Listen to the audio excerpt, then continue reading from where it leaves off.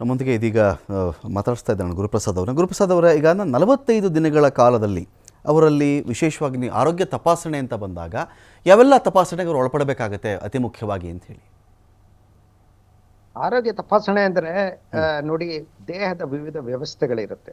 ಮಾನವ ದೇಹ ಅನ್ನೋದು ಅನೇಕ ಉಪವ್ಯವಸ್ಥೆಗಳ ಸಮೂಹ. ಅದು ಎಲ್ಲಾ ಸೇರಿ ಒಟ್ಟಾಗಿ ಕಾರ್ಯನಿರ್ವಹಿಸಿದ್ರೆ ಮಾನವ ದೇಹ ಚೆನ್ನಾಗಿ ಬಾಳತ್ತೆ. ಮಾನವ ಬದುಕ್ತಾನೆ, ಆ ವ್ಯಕ್ತಿ. ಇವಾಗ ನಮಗೆ ಜೀರ್ಣಾಂಗ ವ್ಯವಸ್ಥೆ ಇರುತ್ತೆ, ರಕ್ತ ಪರಿಚಲನಾ ವ್ಯವಸ್ಥೆ ಇರುತ್ತೆ, ಮೆದುಳು ಇರುತ್ತೆ, ಹಾಗೂ ನಮ್ಮ ಸ್ಕೆಲಿಟಲ್ ಸಿಸ್ಟಮ್ ಅಂತ ಹೇಳ್ತೀವಿ, ಮೂಳೆಗಳ ವ್ಯವಸ್ಥೆ ಇರುತ್ತೆ. ಪ್ರತಿಯೊಂದು ಈ ರೀತಿ ಇರುತ್ತೆ. ಅಂದ್ರೆ ಉಸಿರಾಟಕ್ಕೆ ಸಂಬಂಧಿಸಿದ ಉಪವ್ಯವಸ್ಥೆ ಇರುತ್ತೆ.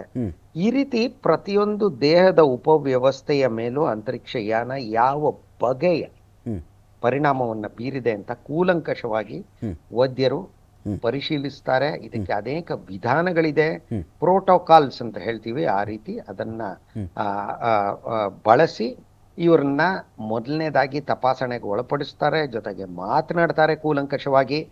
ಆ ನಂತರ ಅವರನ್ನ ಪುನಃ ಭೂಮಿಯ ಮೇಲೆ ಸುಗಮವಾಗಿ ವಾಸಿಸುವಂತ, ಈ ಹಿಂದೆ ಅವ್ರು ಹೋಗಕ್ ಮುಂಚೆ ಯಾವ ರೀತಿ ವಾಸಿಸ್ತಾ ಇದ್ರೋ ಆ ರೀತಿ ವಾಸಿಸುವಂತಹ ಒಂದು ಜೀವನಕ್ಕೆ ಅವರನ್ನ ಕರೆತರೋದಕ್ಕೆ ಏನೇನು ಅಗತ್ಯವೋ ಅದೆಲ್ಲವನ್ನು ಅವ್ರು ಮಾಡ್ತಾರೆ. ಹೀಗಾಗಿ ಇದು ನಾನು ಹೇಳಬೇಕು ಅಂದ್ಕೊಂಡಿದ್ದು. ಹೀಗಾಗಿ ನಾನಿವಾಗ ಹೊರಡಬೇಕಾಗಿದೆ, ಯಾಕಂದ್ರೆ ನನಗೆ ಕೆಲವರು ವಿಸಿಟರ್ಸ್ ಇದ್ದಾರೆ. ಹೀಗಾಗಿ ದಯಮಾಡಿ ಆಗಲಿ sir. Thank you so much Guruprasad ಅವರೇ. ಥ್ಯಾಂಕ್ ಯು ಸೋ ಮಚ್ ನಮ್ಮ ಜಾಯ್ನ್ ಆಗಿ ಮಾತನಾಡೋದಕ್ಕಾಗಿ. Thank you so much.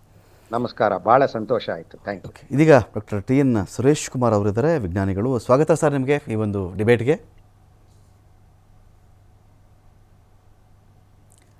Suresh Kumar ಅವರು, ಕೇಳಿಸ್ತಾ ಇದೆಯಾ ನನ್ನ ವಾಯ್ಸು?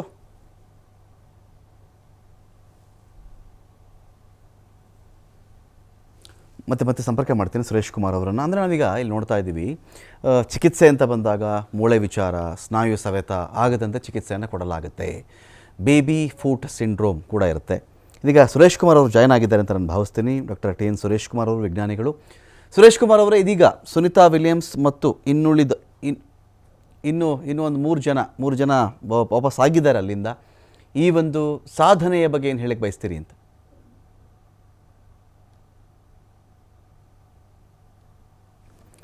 ಮತ್ತೆ ಟ್ರೈ ಮಾಡ್ತೀನಿ, ಸ್ವಲ್ಪ ಸಂಪರ್ಕ ಸಾಧ್ಯವಾಗ್ತಾ ಇಲ್ಲ. ನೋಡಿ, ಅವ್ರಿಗೆ ಬೇಬಿ ಫುಟ್ ಸಿಂಡ್ರೋಮ್ ಅಂತ ಇರುತ್ತೆ.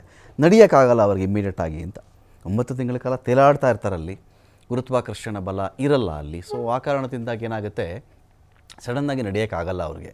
ಆ ಒಂದು ವಾತಾವರಣದಲ್ಲಿ ಅವ್ರು ಹೊಂದ್ಕೊಂಡ್ಬಿಟ್ಟಿರ್ತಾರಲ್ಲ, ಆ ಒಂದು ಕಾರಣದಿಂದಾಗಿ ಅವ್ರನ್ನ ಇಲ್ಲಿ ಕರ್ಕೊಂಡು ಬಂದು ಒಂದು 3-4 ಜನ ಅವ್ರನ್ನ ಇಳಿಸಿ ಅಲ್ಲಿಂದ ಆ ನಂತರ ಅವರನ್ನು ಆಸ್ಪತ್ರೆಗೆ ಅಲ್ಲಿ ಕೊಂಡೊಯ್ದಿರ್ತಾರೆ.